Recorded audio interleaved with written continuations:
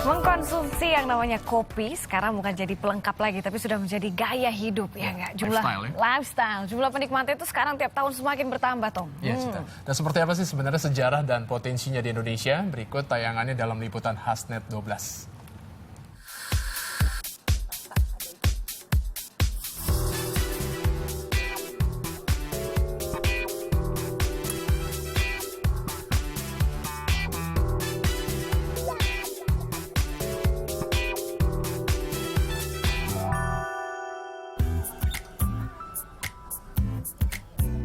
Nikmat disantap selagi panas atau dingin dengan tambahan es batu.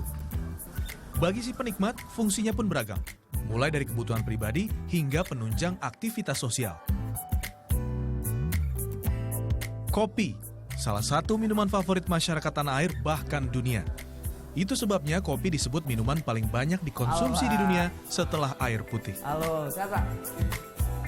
Kopi masuk ke Indonesia pada abad ke-17, pada masa penjajahan VOC kala itu, di mana kopi menjadi komoditas utama ekspor ke Eropa. Dan inilah salah satu bukti sejarah warung kopi tertua di Indonesia, Warung Tinggi.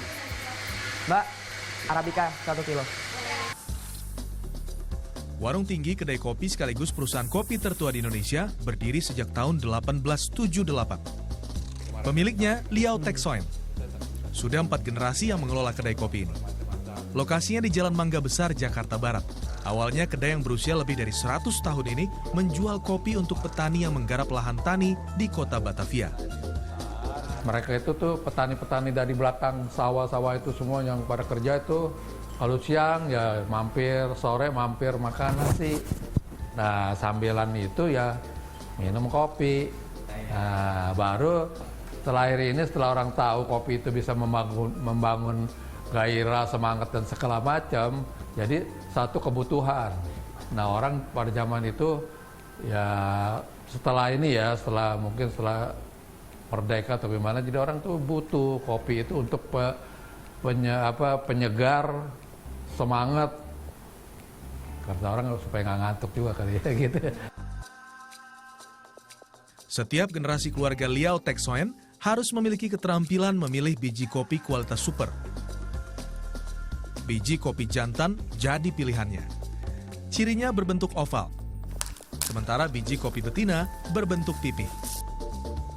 Jumlah biji kopi jantan rata-rata hanya ada 3% di satu pohon. Itu sebabnya harganya lebih mahal. Selain itu aromanya lebih harum dibandingkan biji betina.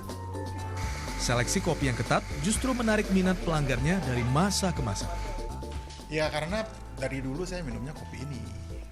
Memang kan dari dulu udah terkenal, Warung Tinggi itu terkenal dari dulu ya. Dari saya masih remaja lah, anak-anak udah tahu gitu, udah kenal sama Warung Tinggi. Warung Tinggi kini mengembangkan usahanya. Pemiliknya membuka cabang di pusat perbelanjaan dengan konsep modern. Alasannya agar tetap eksis di tengah perkembangan bisnis kopi di tanah air, termasuk gempuran merek kopi luar negeri.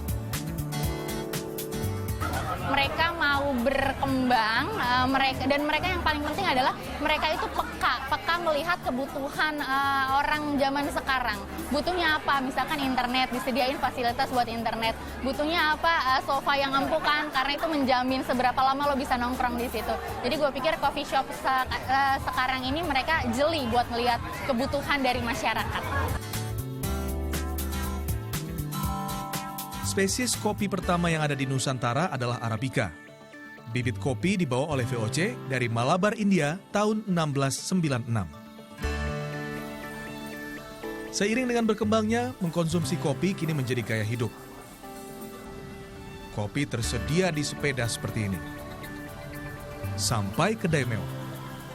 Di akibat pertumbuhan ekonomi Indonesia, sekarang kebutuhan masyarakat itu meningkat. Jadi mengkonsumsi kopi itu bukan hanya sekedar kebutuhan untuk mendapatkan minuman kopi, tapi juga sudah menjadi gaya hidup. Dan oleh sebab itu kemudian berbagai ragam bentuk cara penyajian kopi ini mengikuti gaya hidup yang ingin dirasakan oleh para konsumennya. Dan itu yang menjelaskan kemudian muncul berbagai macam jenis tempat yang menyediakan kopi, dari warung sampai ke tingkat kafe yang mungkin hanya bisa dimasuki oleh orang-orang dari kalangan menengah ke atas. Peminatnya terus bertambah, produksinya juga ikut bertambah. Tahun 2014, Indonesia termasuk 4 negara produsen kopi terbanyak di dunia. Lebih dari separuh produksi kopi nasional dihasilkan 5 provinsi, yakni Sumatera Selatan, Lampung, Sumatera Utara, Jawa Timur, dan Bengkulu. Setiap tahun, kebutuhan kopi terus meningkat 30-40 ton. Rata-rata per orang mengkonsumsi kopi 1,23 kg per kapita. Produksi kopi tanah air terus bertambah, namun tidak sebanding dengan kebutuhannya. Dari kebutuhan 310 ton kopi per tahun dalam negeri, baru terpenuhi 270 ton. Celah ini yang dimanfaatkan pebisnis kopi luar negeri untuk meraup keuntungan. Inilah salah satu penyebab kedai-kedai kopi luar negeri menjamur. Ini adalah peluang bagi para pelaku usaha di Indonesia, sekaligus menjadi potensi bagi masyarakat Indonesia bahwa ke depan kita harus mengutamakan meningkatkan produksi kopi Indonesia. Karena apa? Karena peluang pasar di dalam negeri yang tumbuh berkembang ini sejalan juga dengan peluang pasar kopi Indonesia di luar negeri.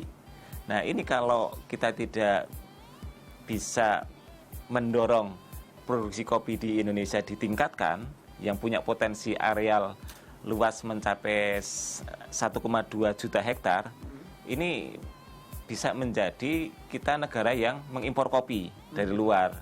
Sedang kita punya potensi itu.